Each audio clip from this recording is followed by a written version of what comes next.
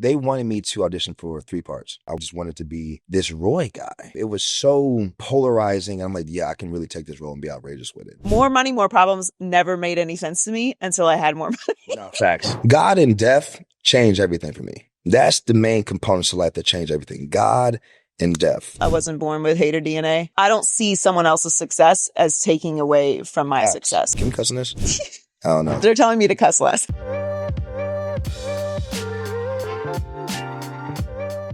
Hey guys, welcome to Too Personal. I'm Joy Taylor. Thanks so much for joining us this week. If you haven't already, make sure that you hit subscribe and follow us on our social media at Too Personal Show. I'm very excited for this week's guest. We have Julian Horton on the show today. He plays Roy in the wildly popular and very crazy, very fun Tyler Perry drama Beauty in Black. We talk all about that, as well as the new music he came out with. And of course, we'll get to Never Too Personal later on in the show.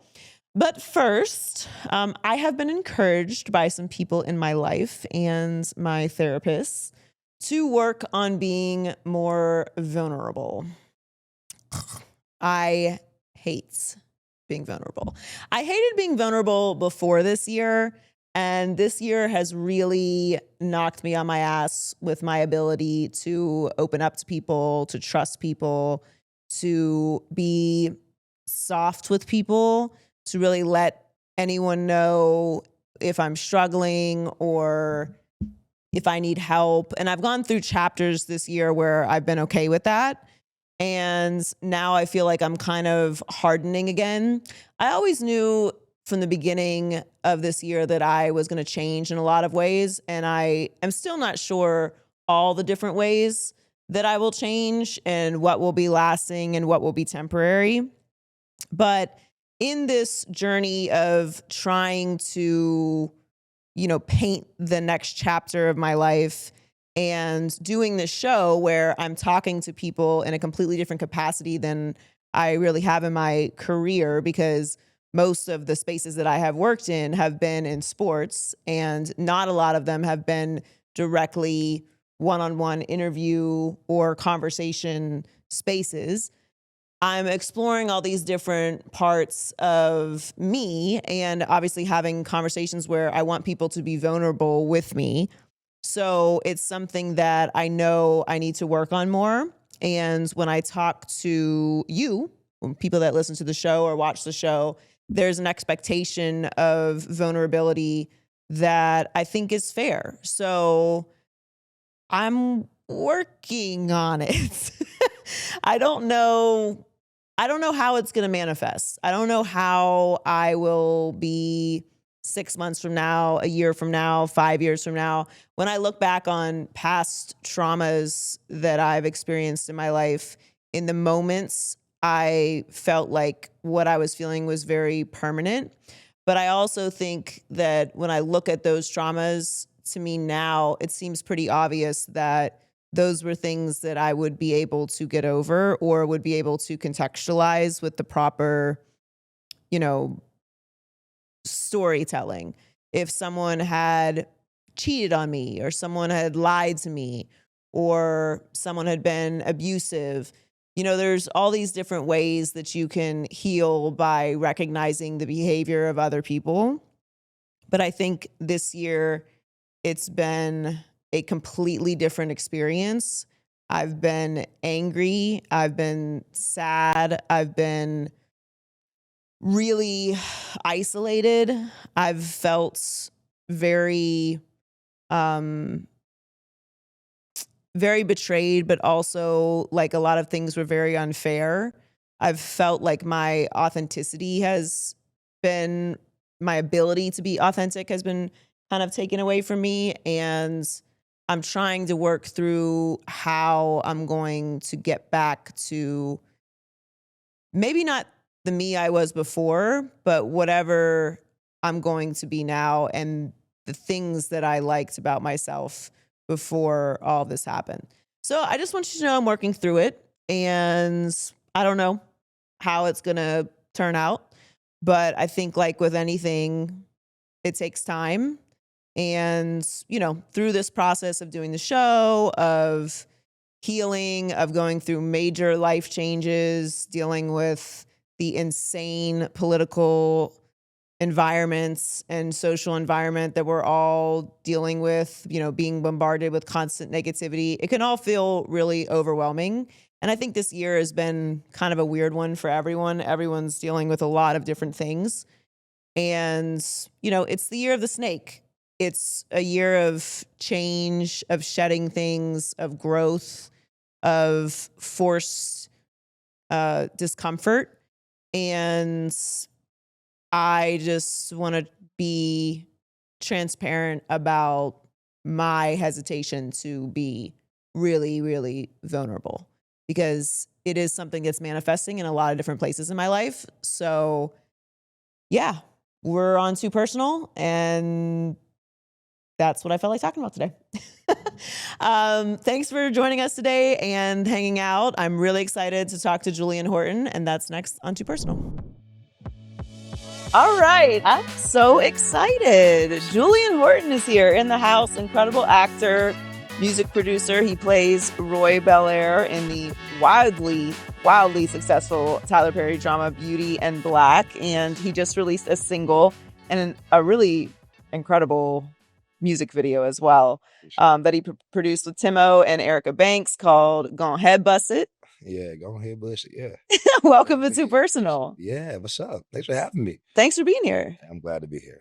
So you were saying before we started recording that we have actually met before. Yes, we have. Where did we meet? So it's a Grammy party. This is like February of last year, and I think it was the Roots party. It was the Roots party. And yes, I was with Director X. Yes. Yes, and I was like, Joy, just so happy to meet you. You know my friend Taylor Rooks. And oh my God. That's what it was. Oh my God. That's what it was. I totally remember this interaction now. Yes. No, I remember. Yes. It was Quest's party. Yes. And it was with Team Epiphany. Shout out Team Epiphany. And yeah, no, I totally remember now. Yes. Yep. That's when we met. Wow. That's crazy. What a little full circle moment. It is kind of full circle. Yeah. It was great. And now you're on the pod. Yeah. We're on the podcast. That's so exciting. Well, congratulations, first of all, because the show is a hit. Thank you.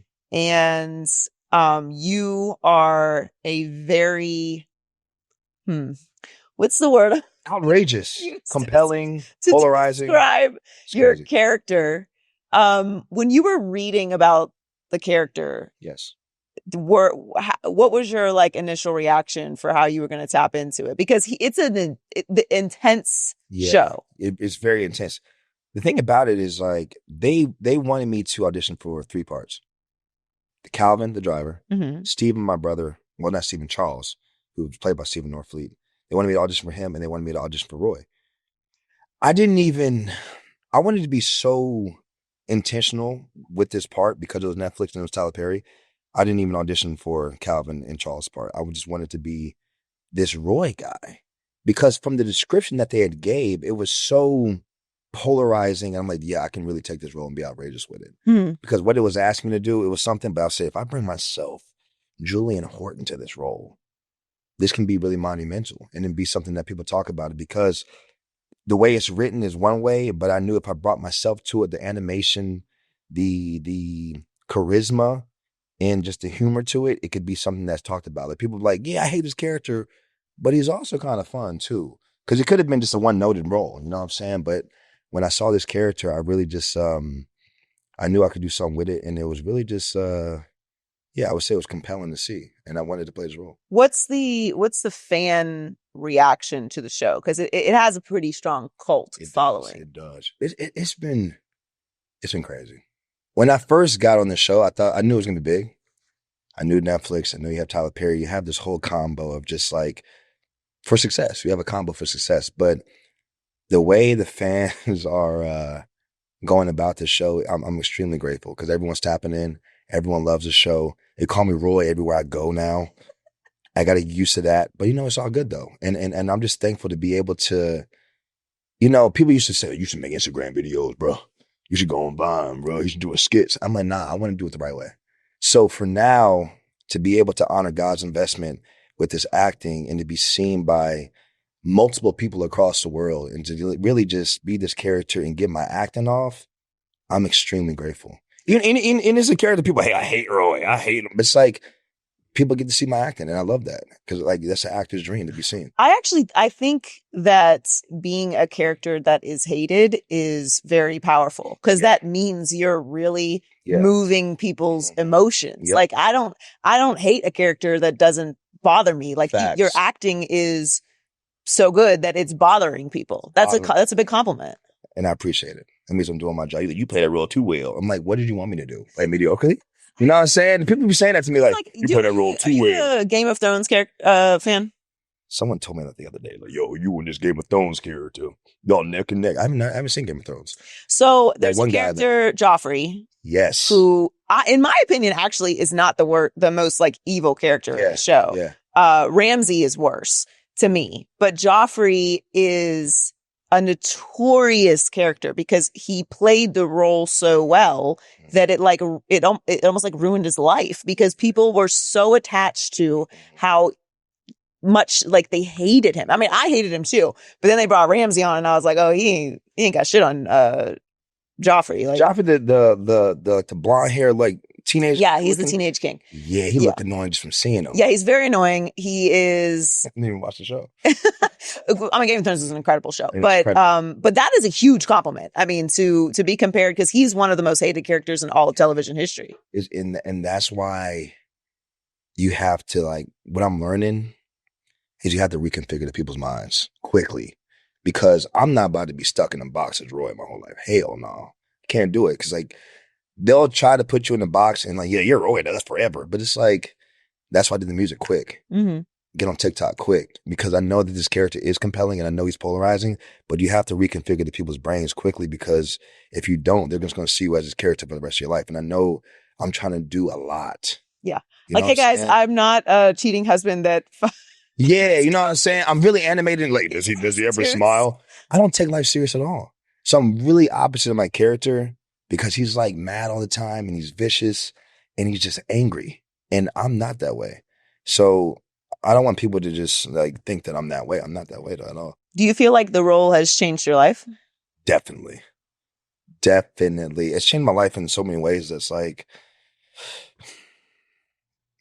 yeah, I'm just thankful. It's changed my life in incredible ways. Obviously, the attention from the show, but you know, the resources, the money, and Tyler Perry being on Netflix. It's just, when they gave me my own icon on Netflix, I knew something had changed.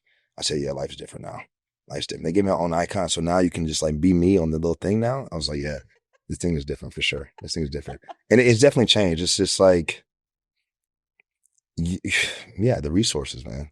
The resources. And now we can do the videos. Now we can do music. Now I can, because everything in my life is kind of just like supporting one another. Mm-hmm. So with football, it supported my acting dreams because football taught me you got to work hard. You got to have grit. You got to have this, that, and the third.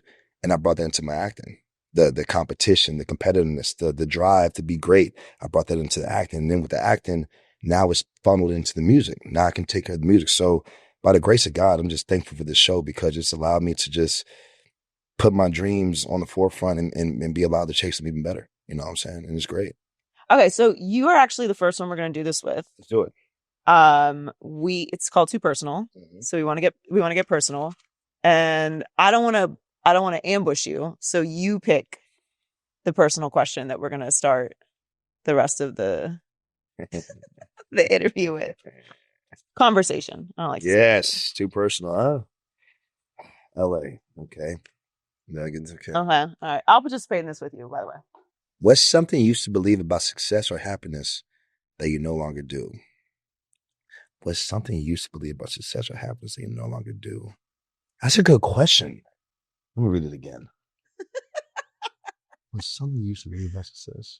Let me think about this because I got to like really think about this because I'm lit from last night. My mind had to you had to reconfigure. I gotta get it turned I don't even know this. You want me to go first? What do you think? You go first. You go first. I'll go with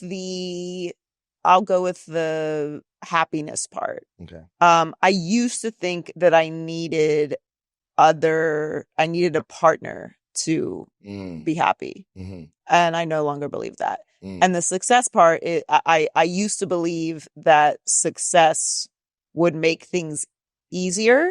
Yeah. And it does. when it comes to the resources, when it comes to making more money, when it comes to doors opening and all of those things. But more money, more problems never made any sense to me until I had more money. No, facts.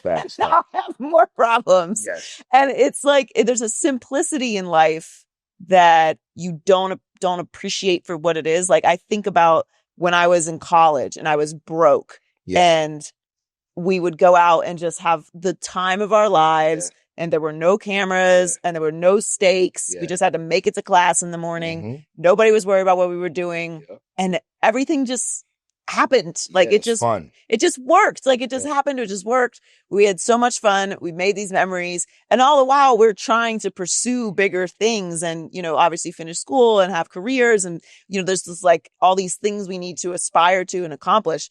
But we thought we had problems then. We did not. Yeah. And now I am in no way complaining. I'm so grateful. But it just, as your life changes, you take on more things. There's more things you're responsible for. There's more bills. Definitely. There's more people you have to take care of. There's more things that are assigned to you. You have your family. You have your kids. You have, like, even if you don't have kids, you have kids to take care of. Like, everything just expands and you get more on your plate. And a lot of the successful people I know have to find a way to balance all of it, because especially if you were, you know, if you have a family that you're the one that people rely on. Facts. Yeah, people rely on you. Yeah. Whether you want that assignment or not. I think, first of all, that's great. We should just say that's amazing. Thank you. I think what I've learned is that when you go to unfamiliar places, familiar people that you used to rock with aren't always going to go with you. You can't take everyone with you. That's what I've learned too. It's like, I thought people were going to, like, you know, it's just, I don't know what it is. I don't know what's in the energy. I don't know what it is. I guess you're reaching new heights. But, like, people that I was rocking with before the show, some people, you know, I got my crew, my solid crew, but just people that you would, like, let's say, go out with and party with and stuff. It's like the support and the energy is not the same. And I don't know why that is. I don't know if you're going to different places. Like, yeah, he good. He don't need us no more, whatever. I don't know what that is, but it's like sometimes you expect everyone to support and show love. But then again, at the end of the day, a lot of familiar people, you know, it kind of just, it's not as the same as it used to be. Because now that they see you as you made it, you don't need our support no more. And I've seen that from some people in my life for sure. Yeah, that's an interesting perspective. Like, when you're coming up, you want people to pull up for you, to, like, watch the show. You want people to support, to repost. And then you reach a certain point and then people stop doing it. Yeah. And it's like, hello, comment on my like, I got this video out right now. I got this video out right now, and it's like, you know, it took a lot to make that video happen. Yeah. A lot to make it's a very elaborate video. I appreciate you. What is it? It's like 9 minutes? It's like 9 minutes long. It's like a short film. It's a short film. We really did it. I really, like, put my all into it, because if I'm just going to go to the music side, I got to go crazy with it. I got to kill, like, 5 birds with one stone. I'm going to executive produce the video. I'm going to write it. I'm going to creative direct it. I'm going to produce the beat. I'm going to do everything. Mm-hmm. And I'm going to make my acting get off too, because at the end of the day, the acting industry is tough right now. They're not just giving people parts. Like, I got on Beauty in Black, and it's not like everyone's at the door like, hey, we got another part for you. It's not like that. It's like, it's still slow. So if they're not going to give you parts, we got to create parts. We got to be proactive about it and do things where we can, like, give the people an experience and make it cinematic and give something, you know, that's enjoyable to watch, because that's kind of missed in today's music video game. People just make video. We at the gas station with the homies. That's what people do. And it's really easy. And I get it, because it's simple and easy, but I'm like, you know what? If I'm going to do it. No, but it's like, it's the same video type stuff. It's the same video. The same type of video, like, which is cool. Music videos growing up were it was cinema. Michael Jackson, You Rock My World. You go to a lot of videos that just had Rock the Boat. Exactly. It was just cinematic videos. And I wanted to bring that back, because I wanted to pay homage to sinners. Mm-hmm. I wanted to pay homage to the nostalgia of the 2000s and the 90s when videos are great. And I just wanted to get my acting off too. And it's crazy. It's like, you would expect everyone, yo, Julian got a new video out, but it doesn't happen like that. It's like more people that are just like new people I don't even know that are reposting video, not the people that you were familiar with. You know what I'm saying? And you don't make a big deal out of it. You know, you keep it rocking, you keep it pushing, but you notice it a little bit, and I noticed it a little bit, but it's just like, it is what it is. You got to just keep on going. Have you had your real hater moment yet? What's a real hater moment? Like, just like. Sounds like you haven't had it yet. Yeah. I don't know. Well, I don't wish that on you at all. Hopefully you never have that. but you do, you know, this business is ferocious. Yes. And people switch up on you. Yeah. Well, that's good. That was the right answer. That means that you have peace in your life. I do have peace in my life. I'm very just aware of who I allow to even like, be in my energy in nowadays, because it's just like, yeah, I don't want to have a hater moment. Hopefully I don't have a hater. No, I hope that you don't either. Sure. But it is true though. You cannot take everyone with you. You can't. And it's just, it is what it is. At the end of the day, it's like. But also I think chapters in life, like if we look at that in sort of a negative way, but there's plenty of people at different chapters of my life that did not come with me to the next step. Yeah. And I don't look at them at that necessarily as a bad thing every time. No, I don't look at it as bad. I just look at it as it's life. Yeah, and you grow, maybe you move cities, people start to have families, people get into different careers, they get busy. So I think, people always contextualize it as like, oh, they're old friends, like I used to be friends, they used to rock with me. Like everybody doesn't go with you through your entire journey of life. It's very rare to have a friend or even family that can rock with you for that amount of time. That's true. But you know what it is? I think it's because I'm like that and I want to support everybody to the fullest. That's why you have these blessings. Thank God, for sure. And I appreciate that, because like, even when I didn't have it, even when I was like on the, the journey of trying to make it, I never saw somebody didn't support them because I thought like their shine was taken away from mine. And that's just who I am as a person. And I show a lot of love and I'll continue to show love. And that's why I'm with the people. That's why I reply back to everybody, because I look at life differently. This whole like God and death change everything for me. That's the main components of life that change everything. God and death. And then what I mean by that is like, God changes everything for me because it's like, okay, he's given us something. He's given us a talent. He gives you a gift. I feel like it's in our duty and our due diligence to amplify that and maximize that to the best of our ability, because it's been a gift that's been gifted to you. So that's why I go so hard. It's like, okay, God gave it to me. I got to go crazy with it. Death changes everything because we're here for a finite amount of time. We don't know when we're leaving this earth. So if we don't know when we're leaving this earth, that means you got to go hard as you can to make an impact, to leave a legacy, and to change as many people's lives as you can. So that's why I am the way I am, and like showing love to people and replying to people and doing everything I can to be inspiration and just be with the people, because it's like, if I can change someone's life or I can change someone's mood, that's what I got to do.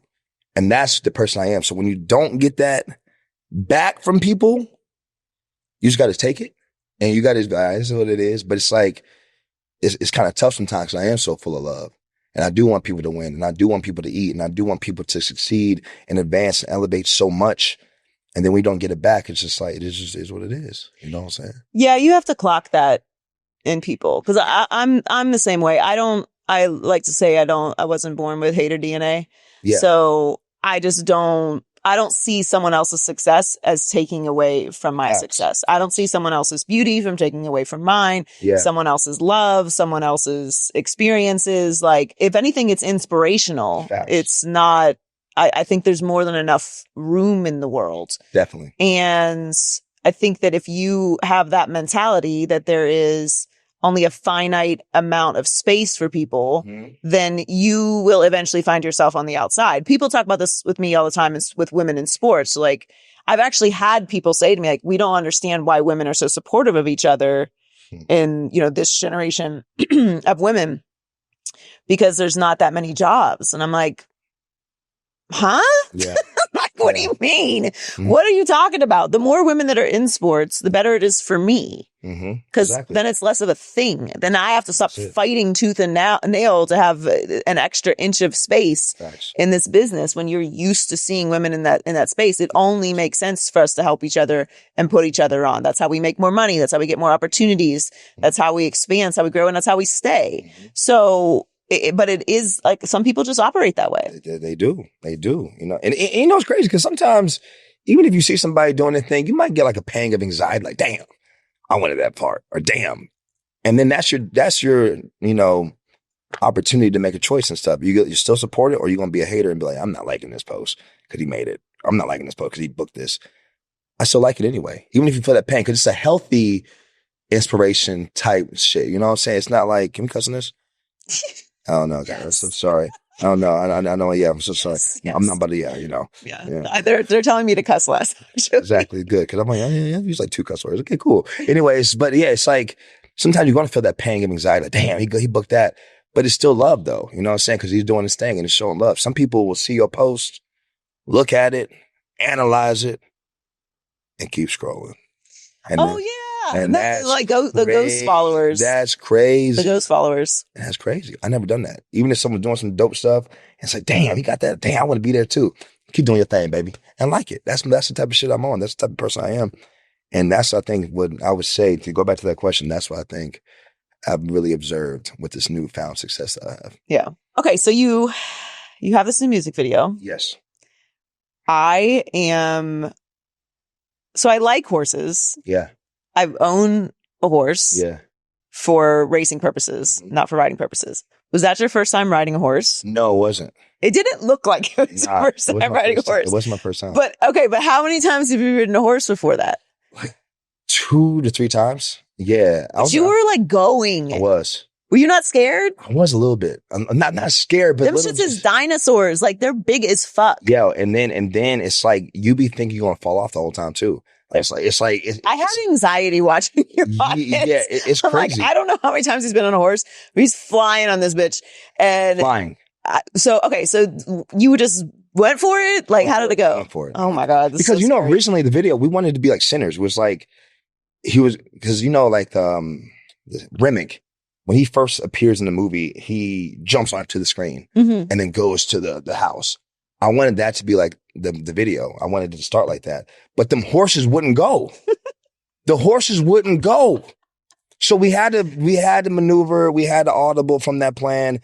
And that's why the video is like, yeah, we ain't gonna have no problems though, are we? And then it has to do a flashback because we weren't really gonna start like that. We really wanted it to be like fast paced, but then they wouldn't go. Where'd Shadow go? And it wouldn't go. And then finally when we got it, we just had to use that. We shot it in Atlanta. At this place, Atlanta Utility Works, and we shot at Bella's Barn. I forgot where it's at. I think it's like in somewhere in Georgia, like near Connors. Yeah, so that's where we shot it at in 2 locations, for sure. And we used the horses, and it was crazy because one day we did the horses, and they didn't run at all. Shadow kept going back to his barn. He kept taking me to his barn. I said, "That horse is not listening." I was going crazy, yo. I was not joking. I was going crazy. I was so because I'm producing the video, and now I understand Tyler Perry when he's like, "Hey, we gotta get this shot." Because now I'm producing the video, and it's on my dime, and it's like it's getting late, and we haven't got the shot yet. And now this little nigga is continuously going back to his barn, and I told the host, "He's not listening." And then then we had to reshoot it. And then the next day he was better though. Shadow. Shadow and Bella, the 2 horses that we use. He's a young teenager though. He wasn't listening, but he finally. Didn't you don't you wear like the spurs and like? Bro, I was kicking this little nigga, everything, just not doing it. He wasn't fucking with you? He wasn't. Said, "Shadow, you don't get your fucking ass. Get your ass." And he's like, finally started going a little bit. Did you feed him? Did you give him like carrots or sugar cubes or something? I started rubbing him. He was sweating. I said, "Shadow, come on, man." And he just wouldn't go. And then finally, he went, and that's the shot we use. We didn't have that many shots, but damn it. That's why it don't make no sense sometimes, like by myself riding, because that's the only shot we had. Because he finally was going. I said, "Oh, shit." And then I almost fell off the horse because then he started going too fast. I said, "No, you showing out now, Shadow." And then that's what happened. How did you get him to stop? Get your ass. Get your ass. And that was such muscle memory. It was, because that nigga big. Pause. But it's like, yeah, it's just. What an appropriate pause. I know. It's exactly. So it's like, yeah. And he finally stopped. Yeah, it's not like they have the mind of their own. That's why horses are kind of like, well, yeah, that's why I don't play with them. Like I'm little, so I'm not trying to be that high off the ground. Facts. I don't speak animal. Yes. Like I have no pets. I've had pets before. They did not listen to me. Yes. The only ones that do are cats. Like Facts. I'm for that reason, I'm a cat person. I don't have any cats though. Yeah. And horses, like they're very much like energy creatures. They are. That's what they kept saying. Like, he steals your energy. He's a dominant one. He knows. I'm like, I don't give a damn about that nigga. Yeah, like give me the submissive one, man. But yeah, exactly. So it's like, it is an energy thing with the horses for sure. And then once we finally got it down packed, but yeah, Shadow he's a teenager. Even when we're shooting the gun scene and shit, he's just like, kept moving it. I'm like, Shadow, will you please be still, nigga? Because Timo. Yeah. Chilling. Bella just chilling. And the Shadow just like. Oh. Didn't have any other horses? He did, but I wanted him because he was like, he came in, he was just the best looking and just big and just like stout. I'm like, yeah, you wanted the stallion? But he was just, doing his own thing. He's a teenager. These young teenager horses, it's like really a thing. Like teenager horses act like teenagers. You got the YN horse? They really do. They really do. But he did a great job. He's a great horse. I'm like talking about a horse and stuff like he's my nigga and shit. Shadow is a great horse. You gotta send this to Shadow. And yeah, so the animal people will be happy to hear that they won't like that you kicked him, but I don't think they know how to. No, I didn't tell you, but I didn't kick him. But it's just like you being like that's how you ride a horse. Exactly. You got to give him a little nudge. What is a role that you would like to play? Something with action. Something I can see that. Just using my body and using just like what's the word I'm looking for? Just the energy that, the athleticism. I want to use that, because right now I say, yeah, you look mean, nigga. We're going to give you the womanizer role every time. We're going to give him the mean guy role. But it's like, I can do a lot more than that. That's why I'm doing my own thing with the videos.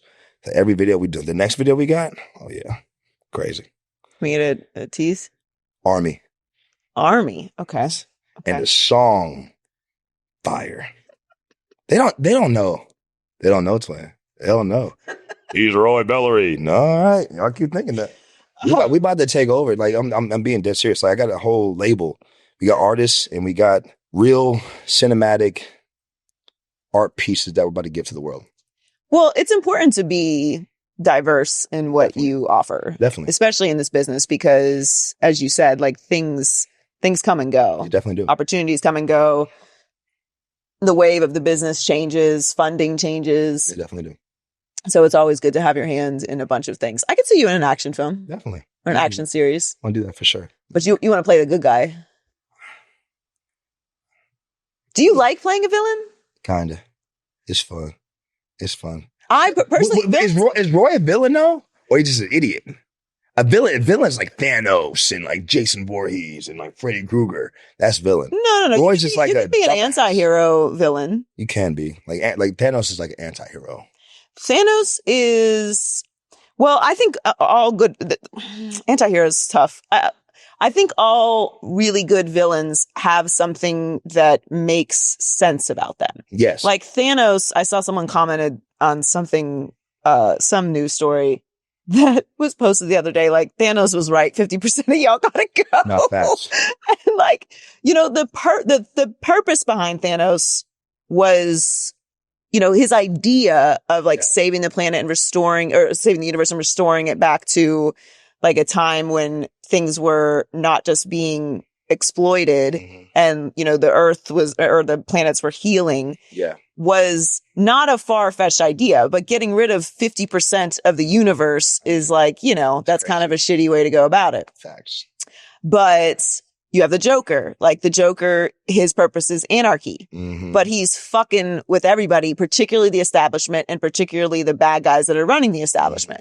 So he kind of like makes sense. Yeah. So I think when you play a villain, a well-played villain has something about them that is like, you're like, you know what? That's why I love Cersei Lannister from Game of Thrones, because she's a villain.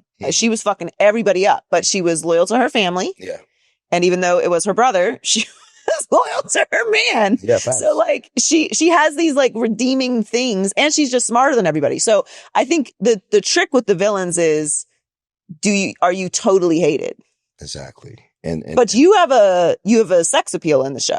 Sex appeal, humor to it, animation. Right. So do you feel like you lean on that to keep it from being like a full-on villain? Yes, I definitely did that. And I like playing the villain because, like I said, it really does get the people going. It does get the people going. And it's like and it's all bullshit. I hate Roy. When they see me in real life, I don't see the hate. It's different in real life, twin. It's different. Exactly. It's all fun and games. It's going to be different in real life. Like if you read the comments on anything that I post, it's not very kind. Exactly. No one has ever. Well, that's not true. Actually, someone did throw a hot dog at me once, but this was a long time ago. It was at a football game, Washington, when they were the Redskins. It's crazy. Crazy. I was perfectly behaved. To answer your question, that's why I was very adamant about bringing myself to the role. You know, it's like everyone like, yo, how do you get that character? How do you get so dark for the role? It's like I really didn't have to do much. I just really brought myself to the role. You know what I'm saying? And brought my animation, brought my goofiness to it. And then, you know, he still has to be vicious and dark and things of that nature. But I think the animation and the humor and the goofiness and just like the unseriousness that I have, I brought that to Roy. And I think that makes him redeemable right there. Because he's not like, I think his name's Charles from Diary of a Mad Black Woman. He's not just like mean and vicious. Like Charles is mean. No, Charles takes himself very seriously. Mean. He's just an asshole. Roy's like funny. He's like this nigga. He's wild. He's vicious, but he's also, like I said, it'd be fun to have a drink with this guy. And I think that's a redeemable quality right there, just because I brought my light to it, and I didn't want to make it super dark. And I think that's what gives them the redeemable quality, where people are like, we don't like you, but like we do like you a little bit, because it's not so one-noted. And I made sure to bring every aspect of my being to the role. Well, there's also a lot of dark characters in the show. It is. To be like the darkest character in that show would be intense. It is intense. And another thing is, like, Crystal, who plays Mallory, our relationship, our chemistry is amazing. And people love that when we argue, and how she just talks crazy to me. It's all fun and games too with it too. So it's like viciousness, but also has a light to it. So that's what makes the show just like great, because it has, you know, redeemable qualities. What do you find it uncomfortable to do some of the more dark scenes? Or let me say this. Do you find it hard to get out of the state of mind you have to go in to do some of those dark scenes? I don't find it hard to get out of the state of mind, because to me, it's just like, I need you to admit you my bitch. Like, it's easy to get into that. I just do it. You know what I'm saying? It's not like I gotta go to therapy and like meditate and get into this role. No, I just do it. I just do it. But when I do read some of the scenes, it's like, damn, I gotta talk to this black woman crazy. And I don't like doing that. Mm-hmm. Especially my sisters and shit. I'm like, damn, I gotta talk to her crazy. Let's do it. Does it help that you have a good relationship with your co? It's so crazy, because like Taylor Polidor is such a good actress.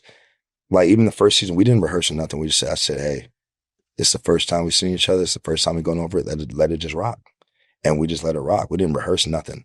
And what you see is the first time it's happening. That's why it's so like real and authentic, because it's really real. But it when you're talking to someone crazy like that, it is like, damn. But then when that camera says action, it's all right, it's time to go. So when the camera cuts, though, is there a drop in energy on the set? No, it's like, you good? Taylor, you good? Yeah, I'm good. I'm good. And we start going laughing, and we start laughing again. Yeah. Well, because people would always ask me, and it's obviously not acting, but when I was doing Undisputed, they'd be like, oh, well, you know, what's it like in the breaks? Yeah. You know, when Skip and Shannon are done going at each other. And I'm like, nothing. We're doing television. Yeah, like, we're not saving lives. It's a job. Yeah, we're not saving souls. They're arguing about Dak Prescott. We're going to break, and then they're going to read their notes for the next block. Like, there's nobody's, at least when I was on the show, nobody is, you know, really upset about that. Like, there's a level of professionalism that's required in these moments. And you know, it's not acting, obviously. Like, you guys are exploring quite different topics and using different language and all those things. So does the energy ever get like that on set, or is it just like you just roll through it? Everyone is, I mean, maybe with some other people on the set, maybe get like that. For me, I'm do my scene and I'm back to joking.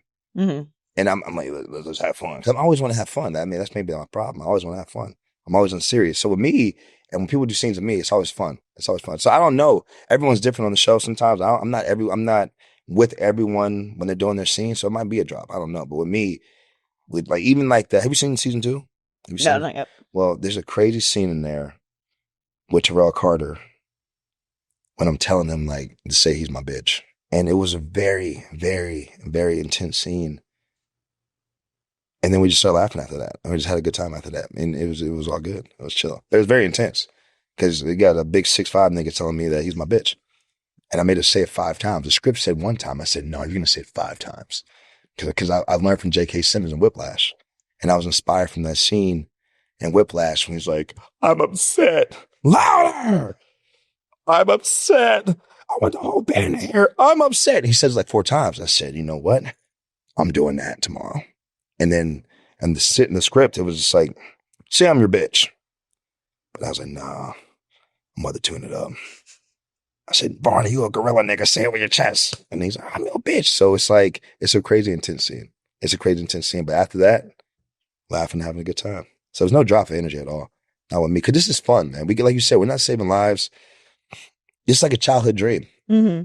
I've been acting since I was a kid. We used to make movies on the camcorder, me and my siblings. Like, yo, act out. And to be able to do this at 33 years old, to get paid for it and to be on Netflix, why would I get mad? You know what I'm saying? This is a dream of mine that I get to do. And it's just like my 4-year-old self is very, very happy because I'm getting to live the 4-year-old dreams that I had when I was younger.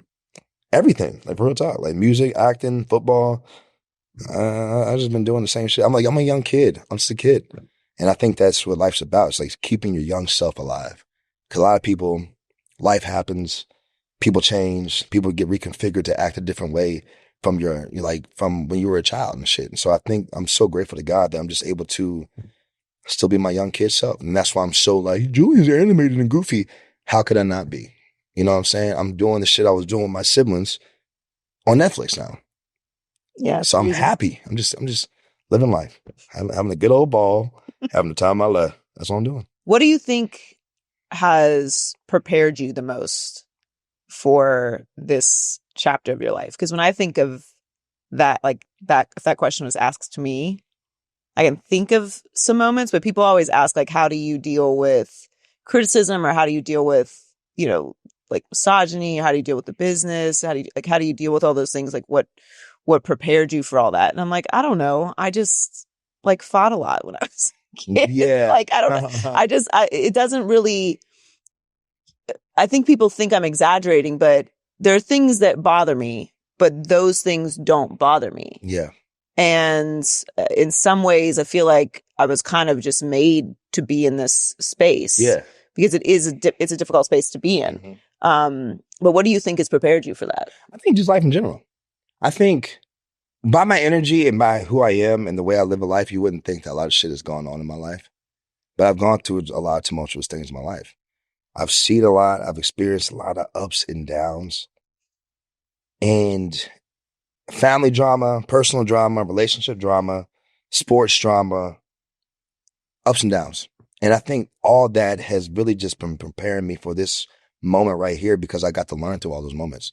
I got to gain wisdom. I got to fail. I got to go through things that were tough, and it gave me anxiety. It gave me depression. It gave me intrusive thoughts. And it's like I had to battle through that with God and myself.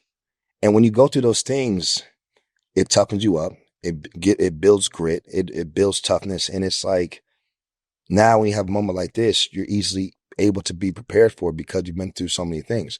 Like I play football. I've had moments where I messed up and done things wrong in the game, and people, oh man, I really hate you, and this, that, and the third. I've gone through family drama. I've lost friends. I've gone through grief, and it's just like that's why I am the way I am because this is real life. This is a real life we're living.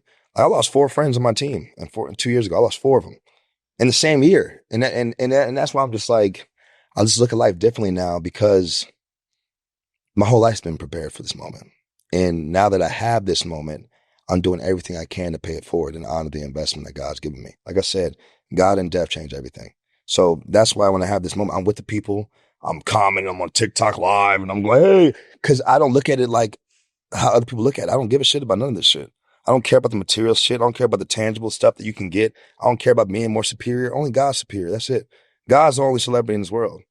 At the end of the day, the media and the people make people this high up hierarchy, but then everyone's the same. Everyone's the same. Everyone is. So I go with that attitude because I've gone through a lot. I've seen a lot. And then at the end of the day, it's like, you got to make people feel good in this world. You got to make people feel seen. And that's what I want to do with my position, with this opportunity, and with the investment that God's given me. That's all I want to do. It's a really great mentality to have, especially at this particular chapter in your career, because so often you work to get to next steps and you have all these things that you aspire to and you accomplish them. And you kind of just like blow through the moment. You don't take the time to enjoy what's actually happening to you. And, it sounds like you're consciously deciding to celebrate this successful time. And like, you should do that. Because what you said prepared me is like, I've lived a lot. I'm 33 years old. I booked the show at 33 years old. I got this fame or whatever at 33. So what was a nigga doing before that? You know what I'm saying? He was living life. He was going through bullshit. He was being an everyday person like everyday people are. I would drive an Uber every day, using my brother's account, driving 14 hours just to make $150. Hey, sir, how you doing? Yeah, how you doing today? Sir, how you doing? Driving Uber. So when you go through that stuff and you be that regular life, when you get the opportunity to freaking be seen and have some notoriety, oh yeah, I'm giving it back to the people. Because that everyday shit is hard. Everyday life is hard and people are blessed to have this position and then they forget about it. Like they didn't go through real life shit. And it's like, I'm not forgetting about that. That shit was tough. Going through life is tough. Working at Verizon, going 50 minutes to Alpharetta from Gwinnett is tough. Driving my mom's pickup truck with the coolant might go out and it might gas and it's tough. And it's just like, I don't forget where I came from at all. I'm never going to forget where I came from because that shit was tough. So I make sure I do everything I can because it's like people see me now and I don't know how to look at me. Whatever, they can look at me however you want. But I know that when you got a position like this, you can impact someone's life and impact someone's energy by just making them feel appreciated. And that's what I do because I want everyone to be the best selves. That's the best mentality to have because people always say to me, like people that are close to me, like, you're so bad at being a famous person. Like, you don't know that you're famous. Like, I don't think I'm that famous, but even when I met you though, it was energy. Great. Oh, thank love. you. Even when I met you last year, it was love. It wasn't like, it was love. I feel like I've known you for a long time. Thank you. Yeah, so it's like, I feel the energy from you, like from you. It's just like, it was just straight love. I can be socially awkward sometimes. So I like hearing sometimes. That I'm nailing interaction. No, facts. Just straight pure love, man. I felt that and I appreciate that for sure. Good, of course. Well, I'm very proud of you. The show is beloved. And I'm proud that you have the mentality that you have on everything that's happening right now, because it's very easy to get sucked into things and you just living life. I'm living life. As you should. Having fun. We're having so much fun. TMO, my homies, what's happening? They know who they are. Having a lot of fun. They're having a lot of fun right now. It's just so much fun. And it's just like, it's a movie. I'm just living the movie. I love it. It's great. Well, we'll keep an eye out for the next video, but make sure you go and check out the video on YouTube. Go ahead, bust it. Go ahead, bust it. Timo and Erica Banks. And watch the whole thing and comment. Can I tell you how that happened real quick? Yes. Serendipity. Haley, serendipitous. Serendipitous. Well, because the crazy thing is, like, we make that song and I just seen Sinners, right? Right. So I seen Sinners. And at the end, when Stack's character visited Buddy, when he's older and stuff, he opens the guitar and there's this like guitar sounding thing that goes dun dun dun dun dun dun dun dun, and that's what happens, like the sound effect. So I seen Sinners.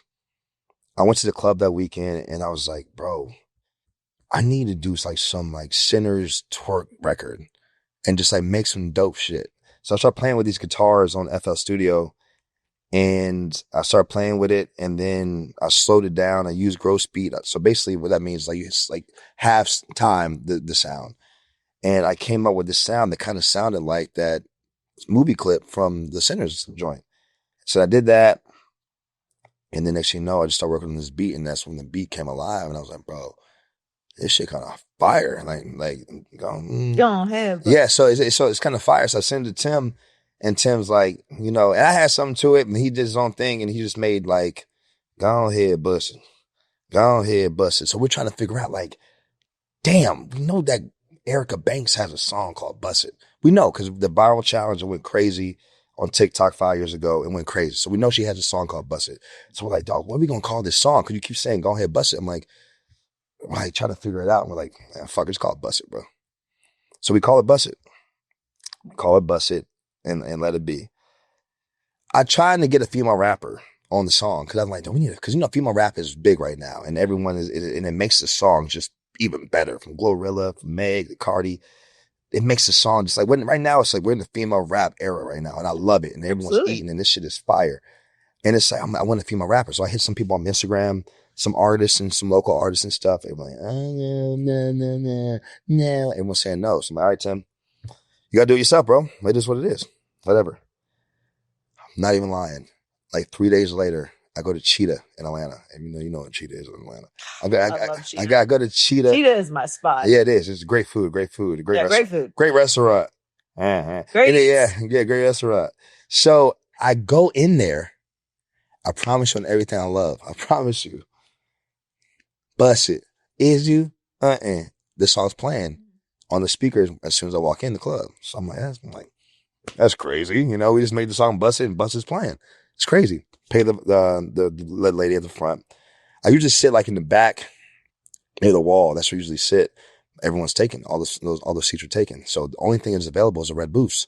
So I'm like, damn, I'm gonna sit in the red booth. I sit in the red booth. My friends come to meet me.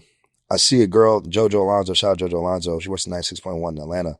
I see her, and she's interviewing me and stuff, because of the show. I'm like, JoJo, what's up? She's like, oh, Julian, hey. Lo and behold, right behind her is Erica Banks. So I'm like, that's crazy. This is weird. I'm telling you, I'm like, it's clairvoyant shit. It's weird. I'm like, we just made Bust It. The song that was playing when I walked in is Bust It. And now the person who made Bust It is right here in front of me. This is crazy. My homeboy Max, shout out Max Tangi. He's a white boy. He used to work at STK. STK has a lot of celebrities go through Atlanta, you know what I'm saying? And people love it. He's an outspoken white boy. He loves talking to people. So he kind of got cool with Erica. So he kind of like knew her. So he was like, oh, Erica, what's up? Oh, Max, hey, what's up? How you doing? Whatever.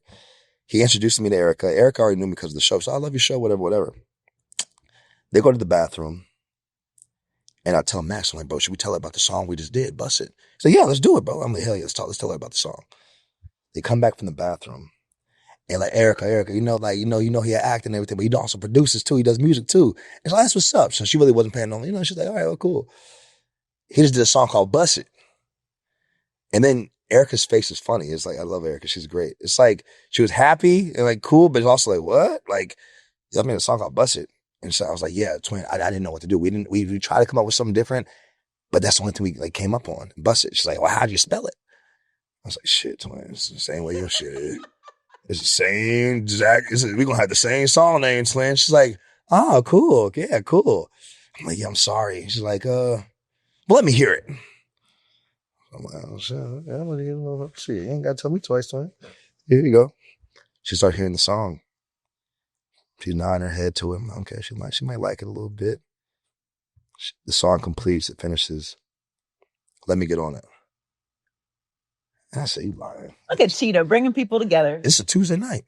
Random Tuesday. This is some weird shit. She's like, let me get on it. I'm like, you lying. There's no way you lying. There's no way you telling the truth. She's like, no, I'm serious. Let me get on it for real. Exchange numbers next week. Lay down her verse. And she's on the song. And then we changed it to Go Ahead, Bust It. And then that's how it happened. And it's crazy too, because I tell this story because I'm just saying how God's working and like it's ordained. And it's like so interesting with the energy that's going on in the world right now, just with my life. It's like the mixing engineer. So mixing's obviously an integral part of the song. It makes a song pop out and stand out and polish. And like basically a mixer can really polish a song and make it like stand out. I gave my tracking engineer a chance to mix it. So tracking engineer is the one who records the song. And you give it to the mix engineer. And then you give it to the mastering engineer to like really complete it. My tracking engineer, the one who recorded it, I wanted to save a little bit of money. And I said, bro, can you mix the song too? He mixes the song. And the mastering engineer, Kenny Mix, he's the guy who completes the song, masters it. He texted me, he was like, bro, it's not what it needs to be, basically. It needs to be mixed a little bit differently, a little bit better. He said, I got a guy that can mix the song for you. His name is Ray C. S-E-A-Y, Ray C. So I'm like, who is he? Who is he? Come to find out, Ray C is the guy who mixed Get Low. And in the song, we interpolate to the one that's to the wall.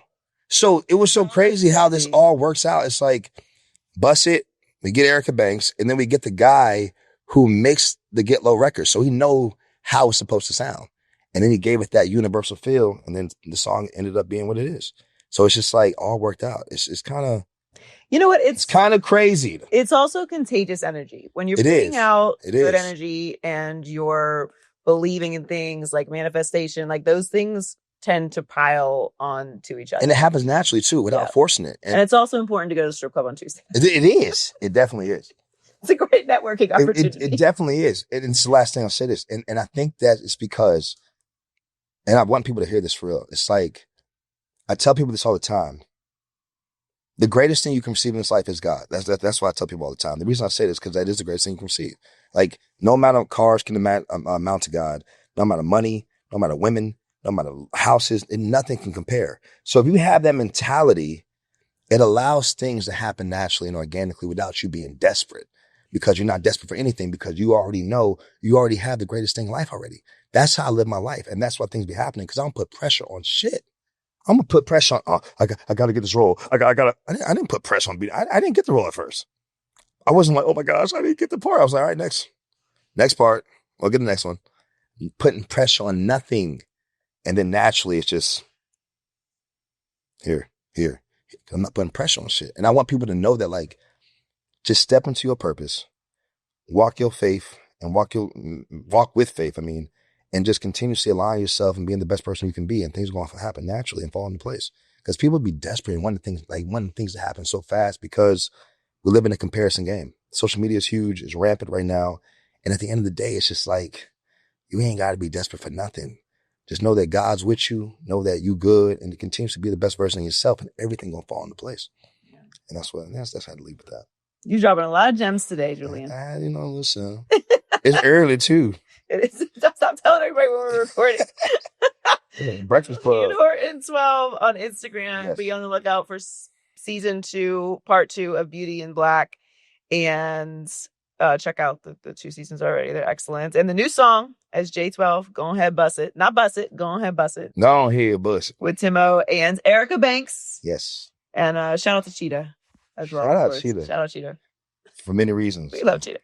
Thank you so much for coming by. We really appreciate it. Thanks so much to Julian for stopping by. Too Personal. Make sure you check out Beauty in Black and his new music video, Go Ahead Bust It.